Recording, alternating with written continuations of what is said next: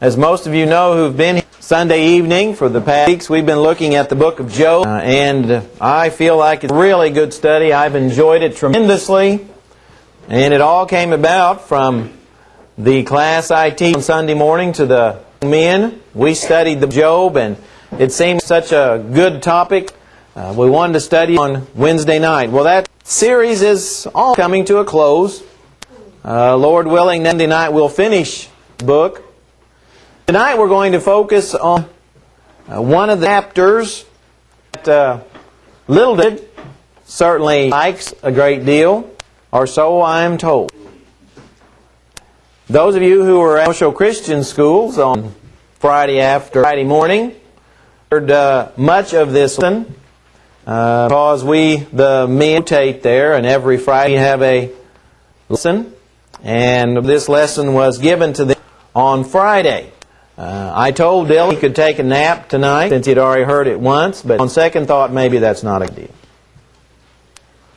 deal.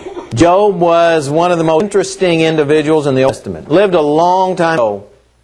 One of the patriarchs, lived long before the time of Moses. Lived at a time when there were no written laws like they had during the time of Moses and that we have nowadays. A time when God dealt more directly with the head families. We see in the book of Job. The chapter or two of the book of Job describes him as a very righteous man, a very just man, a very good man, a man who was very concerned about other people. He was one of the chief men in which he lived. People could not say enough good things about Job. Of course, here comes Satan. And what Satan did. As he always does, when he finds someone that's good, what does he try to do? He's like that roaring lion. 1 Peter, he tries to devour them. We know that Job apparently was not aware of the conversation between God and Satan about allowing Satan to tempt Job in a number of ways. He had these wonderful things in his life in a way. His fame, his possession, and honor, and then of course health. And then we have many chapters about his friends, as Bildad and Zophar, come to first of all comfort him, and of course over chapters telling Job what they thought about his situation. Job, you are a horrible person. You're a terrible person. No good person could possibly undergo what you've underwent here. That's not right, Job. So you must be a wicked person. You appear to be righteous outwardly, but inwardly you must be a horrible, wicked sinner. Would you believe that? Job knew he wasn't perfect. Job knew that he did sin. Job knew that he had committed wrongs like everybody had committed. Yet Job didn't think he had been treated fairly by God. And so we come on, last week we started there in Job 39. We find that Job wants an audience with God. Basically, Job wants an audience with God. He has to put God on trial to see if God has been fair and just to Job. Because he thinks he's been treated fairly. Remember, he doesn't know the background to all that happened. He's unaware. He doesn't have complete knowledge. And in Job 39, as we talked about last week, there in the first few verses, we have Job coming along and saying, Job 38. The 3 verses we talked about last week. Then the Lord answered out of the whirlwind and said, Who is this who darkens counsel by words without knowledge? Now prepare yourself, man, I will question you, and you shall answer me. Remember, Job thought it was going to be the other way around. Job thought he was going to question God, and God would have to him. God comes back and says, no one does that. I will ask you questions, Job, and you see if you can answer these questions. Now, Job, remember, thinks that he's not bid fairly, that it's out of proportion. Job has done things wrong, like a human has, but Job doesn't think that proportion's been fair. Job doesn't think it has been. So he wants to question God's justice. He wants to question whether God is righteous or not of things. And so God's back and says, Who is this that darkens counsel, obscures counsel, obscures knowledge of what? Well, he calls it by words without knowledge. Who's obscuring my counsel? Who's doing it? Well, Job probably is already starting to feel God's anger. We skip down to Job chapter 4. Or Job chapter 40. And we're going to look at those 2 verses. Moreover, the Lord answered Job and said, And shall the one who contends with Almighty correct him? He who rebukes God, let him answer. Then answered the Lord and said, Behold, I am vile. I answer you, I lay my hand over my mouth. Once I have sinned, but I will not answer. Yes, twice, but I will proceed no further. Well, Job has already realized by God's remarks that Job has said all that Job needs to say. Job needs his mouth shut. He lay his hand over his mouth. I tell the 7th grade class, it's like you need to put masking tape or duct tape over your mouth to make sure it does not open. And that Job understands. Job understands that he needs to put tape over his mouth, that he doesn't say one more word back to God. He's already said too much. He doesn't say another word. Because whatever Job, he's going to make the situation worse. We tell our kids that times. Just not say one more word, because regardless of what you say, it's just going to make it worse. That's the situation Job has himself in. He's gone too far with what he said, and he's trying to back up. Of course, there is a way to back up, because God knows everything about Job, knows everything Job is thinking, knows everything Job has thought, and realizes, okay, it's for me to shut up. I cannot say the word. I need to let God speak. Why? Because Job, I am vile. I'm wicked. Job is starting to see that he's not as just thought he was. In these 4 chapters, 38 through 41, God tries to show Job the difference between Job and God. Some of these we talked about last week. In Job chapter 38 and part of 39, God tells Job, where were you when I laid the foundations of the earth? And Job would have to answer, I wasn't even in existence. Where were you when I made the boundaries of the sea? I wasn't even around. And he talks about the seasons and precipitation. He mentions hail and snow and rain. He says, where were you, Job? All these things came into existence. And who controls all these? Do you, Job? And Job, no, he doesn't. He doesn't have anything to do with it. Just like we can't control it today. Job couldn't control it then. God talks about the constellations. He mentions some of them, that like Orion and Pleiades, and he says, where were Job when those stars were put up in the heavens? And Job had absolutely nothing, because he wasn't there and didn't have anything to do with it. Job has questioned God's justice. Well, if you're going to question God's justice, then you're going to have to say, well, I know a little bit more than God. Isn't that what you're saying? God, you weren't fair to me. You weren't just to me. So therefore, God, I know more about this than you do. And so God comes back and says, well, if you think that's true, then where were you? I did this? How I do this? Were you able to do? And of course, all those answers, no. Job couldn't do that. And so God driving home the point that Job doesn't know all these things. He doesn't have the power God has. He doesn't have the knowledge God has. He doesn't have the ability to control these things God controls. And so starting to realize that Job is not God. He's not God in any way, shape, form. Then he mentions the animal kingdom. He mentions a whole list of animals.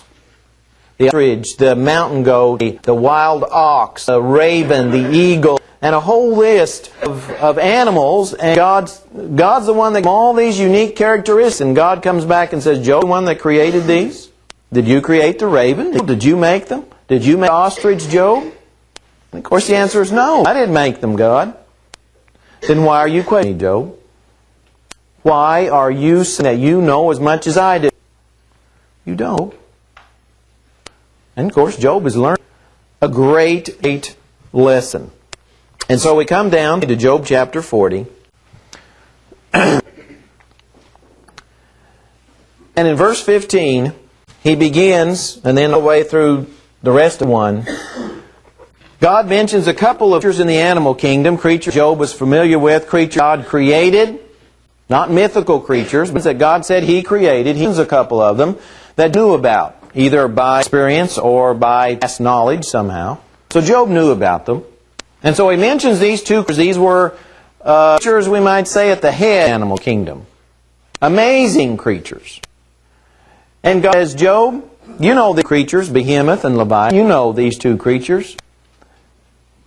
Job, I was the one that those two creatures. Creatures, Job, that you can't control. At least by yourself. And that's why he mentioned them. To show Job that was the one that created them, controls them, has the power over them, and Job has none of that. So he mentions there in verse 50, Job chapter 40, look, the behemoth which I made along with you. Notice God says, I made it. Job, I created the behemoth, and I created you. Both of you. He says this behemoth eats grass like an ox. He's a grasser, a plant eater. Now his strength is in his hip, his power is in his stomach. This is a powerful, strong creature. Has a great deal of ability.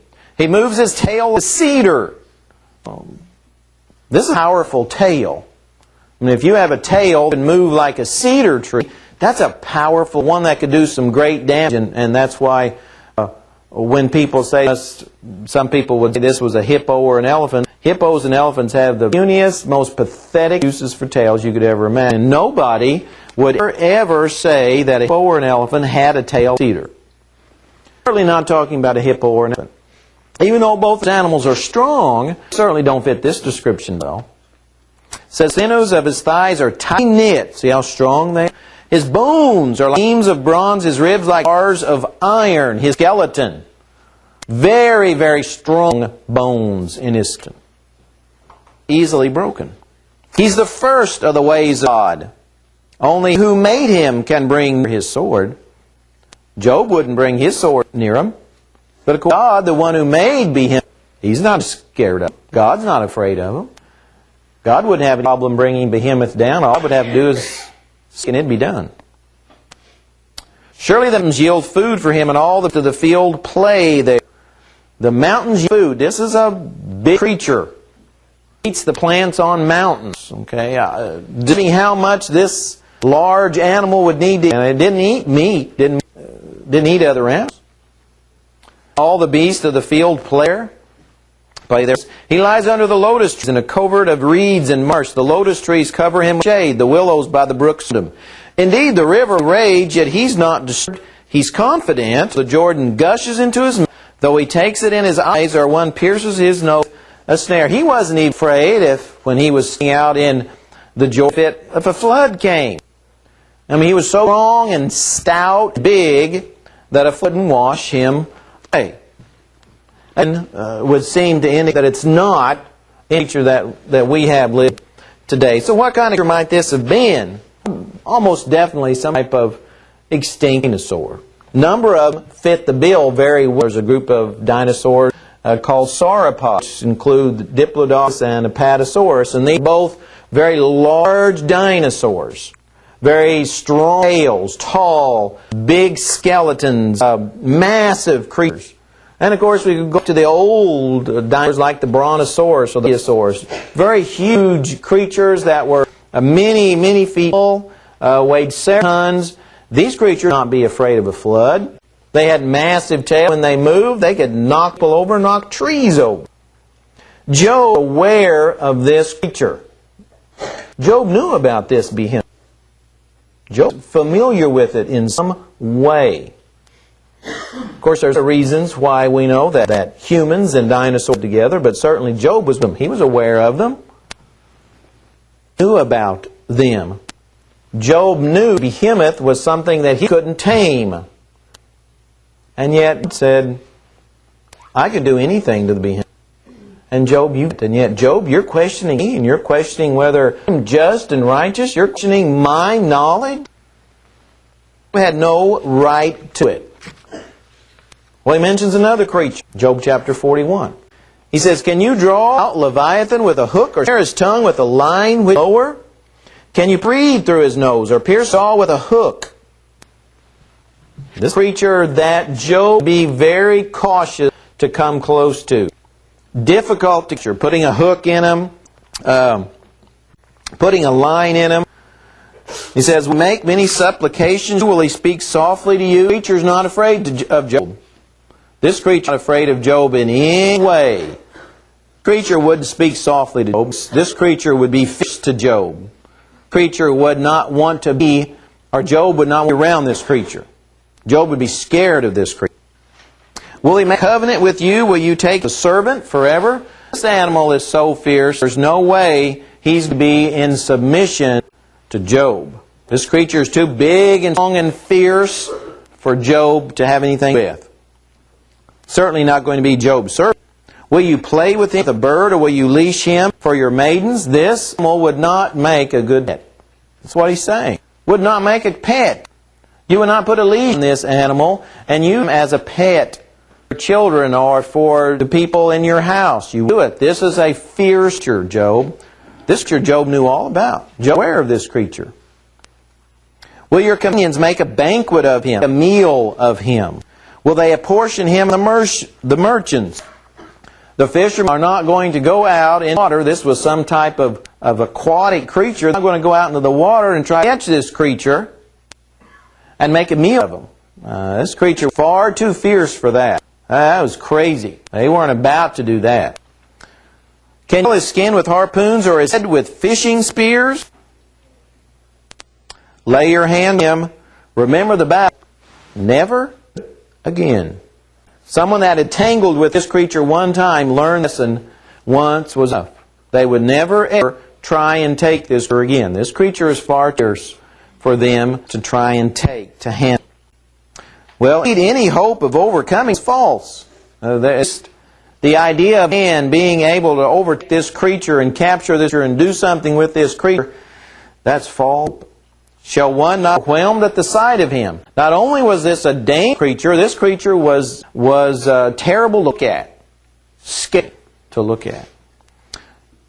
He is so fierce that he would dare him up. And if you saw that you're out in the water or by water itself, you wouldn't go up and spook it. That's the dumbest thing in the world. You would leave it alone. You would leave it alone. Who then is able to stand against me? See the point God's trying to make? Job, the one that created this creature, controlled this creature. I gave this creature its unique characteristics, Job. And you, another man, would dare up to this creature, then why do you dare come to me and question me? That's his point. Who then is able to stand against me, Job? God said, just like that, the creature is gone. But you can't do a thing to it. Notice the difference. Who's preceded me that I should pay him? Everything under heaven is mine. Everything under heaven is God's. It wasn't anything that was not God. He's kind of in a very general description of the creature. Now he's very much into the details of the creature. He says, I will not conceal his limbs, his mighty power, or his great proportions. Remove his outer coat. Who can coach him with a double bridle? Who can open the doors of his face? His terrible teeth all around. His rows of scales are his pride, shut tightly as with the sea. One is so near that no air can come between. They are joined one to another. They stick together and can be parted. This creature had the scales on this water type creature was so tough, it's like having armor on. Nothing could trade it. Nothing that Job had could penetrate it. Harpoons or spears or swords or knives or anything could cut through it. And there weren't any openings. He said they were so together. God said that you can't find a weak point of this creature. We go down, verse 6. Though the sword reaches him, it not avail, nor does dart or javelin. Guards iron as straw and bronze as rotten wood. The arrow cannot make him flee. Sling stones become like steel to him. Darts are rooted as straw. He laughs at the threat of javelin. His undersides are like potsherds. He spreads point marks in fire. He's not afraid of any weapons that these people have. He's not afraid of them because his skin, his scales are so hard and tough. It's just like being cast in metal. He says he laughs at darts and javelins, and he regards iron as straw. Hard iron. He just said that. That's not going to do him any harm. Now, Job knew this creature. Obviously, this creature doesn't exist in our world. Frankly, I'm glad of that. This is a scary creature. Well, what kind of creature could it possibly... Well, really, up in fairly recent, there weren't any extinct creatures that fit this very well. There have few found recently. One found in the Sahara Desert of places, and I'm talking about the fossilized remains of the creature. Was in the Sahara Desert, northern Africa, and of course the Sahara Desert, there's nothing there now. This creature lived in the desert when it was a lush place. Lots of water, lots of vegetation, lots of life. It shows how the world has changed since this creature was in existence. This creature was named the flesh crocodile emperor. And it basically has the popular name of Suproc. It looked somewhat like crocodiles do today, but many differences. A great deal of differences, actually. This crocodile was somewhat larger than crocodiles today. And I use that word somewhat consciously because this particular crocodile, the remains, fossilized remains they found, this one was about 40 feet long and weighed about 20,000 pounds. So if you can imagine being at a river and seeing a 40-foot long crocodile, 20,000 pounds swimming by, you would be terrified, just like the text says. Terrified of them. Had legs similar to crocodile today. Tail to crocodile. Of course, the big difference, even though crocodile's skin or scale today is very tough, this creature's coat was much tougher. There was a team from Geographics, the one that actually discovered the remains of this creature. And this is how they described it.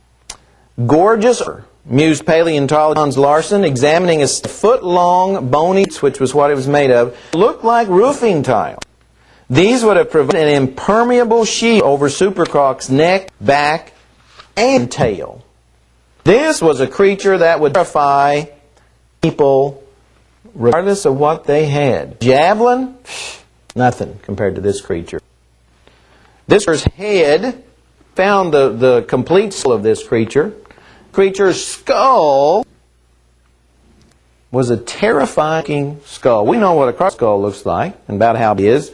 This creature's skull is about 6 foot long. So if I was to lay down there, I'm almost 6 feet long. So it would be about like that. And imagine the jaws of that creature opening up. Think of how terrifying, just like the Bible says, how terrifying it would be. People would run, wouldn't they? They would be just scared to death of this creature, just like God describes it. Nothing like it is today at all. They would be terrified. And he talks about in text about the teeth of this creature. He has hook in the doors of his face with his terrible teeth all around. This creature, the one that found there in the Sahara Desert, had 132 teeth in its mouth. 132.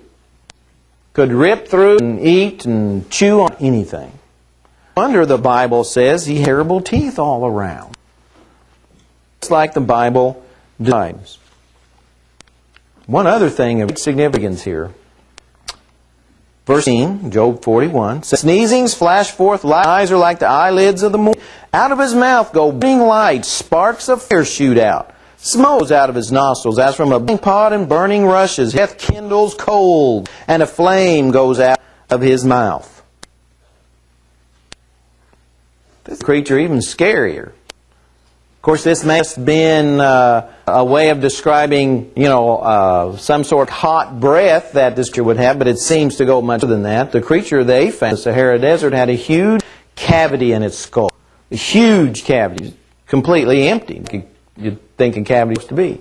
And they had no idea what cavity was used for. And people have considered that's what this cavity was used for. It actually produced hot, steaming gases. There's a little insect called the bombardier. You might have heard about it. The beetle's not very big, but its method of protecting itself against other predators is it has a couple of chemicals in its tail that are benign when they're not combined. You mix these two, though, produce a violent reaction, and this reaction produces extremely hot gas. It shoots out its tail over about 200 degrees and can kill other insects. That protects itself. Some think that's exactly what Job is talking about here. This creature was able to produce that type of hot, fiery gases. Now this creature had enough going for it anyway. You throw that on top of it, no wonder the Bible, this is a terrifying creature. When people saw, they would just fall back in terror at the creature. God says, Job, I'm the one who made this creature. I control this creature. I'm the one that gave this creature unique characteristics. And while this creature be the most terrifying of all the creatures, God says, Job, what you should be terrified of is me. Because I'm the one of these. And me accusing God of being unjust is far, far worse than staying in terror of this creature. This creature, all the creature can do is take Job's life. But it can do far more than that. God can Job's spiritual life. Well, Job is a lesson. Job understands now, by this point in the account, that he doesn't know everything. He doesn't have the power God has, doesn't have the knowledge God has, doesn't have the ability to control the natural world like God does. He wasn't there when God created the world, the seas, the heavens, weather, nothing. Job doesn't have that type of ability, and because he doesn't have that kind of Job cannot question God's justice. He cannot question God's justice. He finally learns that lesson.